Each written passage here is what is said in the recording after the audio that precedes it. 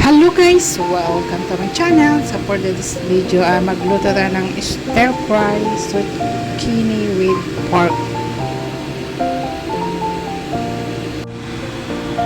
So let's start to fry. So maglagay tayo ng ginger, onion,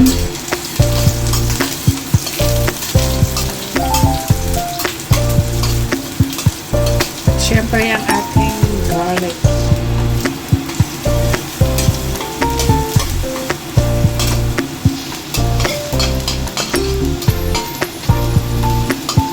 Ilagay na natin yung ating pork tenderloin o kaya yung lamoy, yung lumo, yung malambot na part ng pork.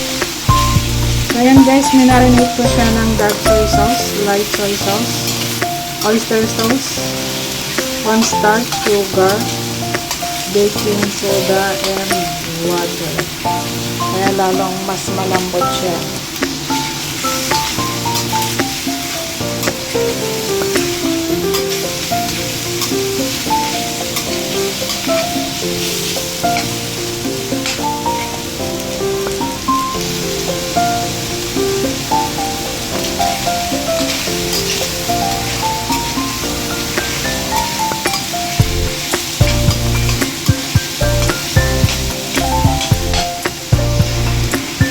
So, lagyan natin ng water and then pakulaan natin hanggang lumambot.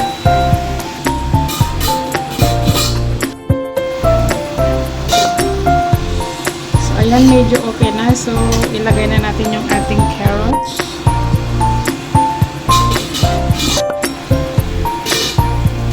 Next, ang ilagay natin yung ating zucchini. Bilis lang ito maluto guys.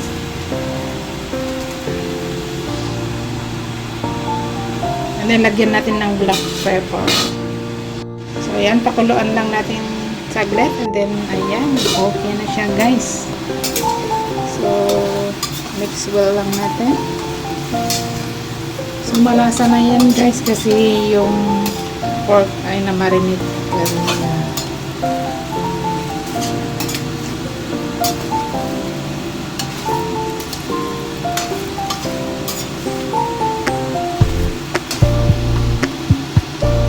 So, lagyan natin ng cornstarch, pampalapot.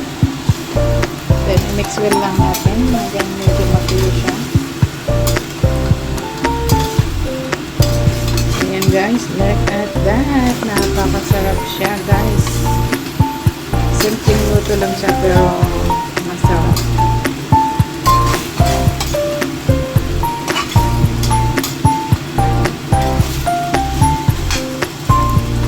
Ayan, okay na siya guys. So, ilagay na natin sa ating plate.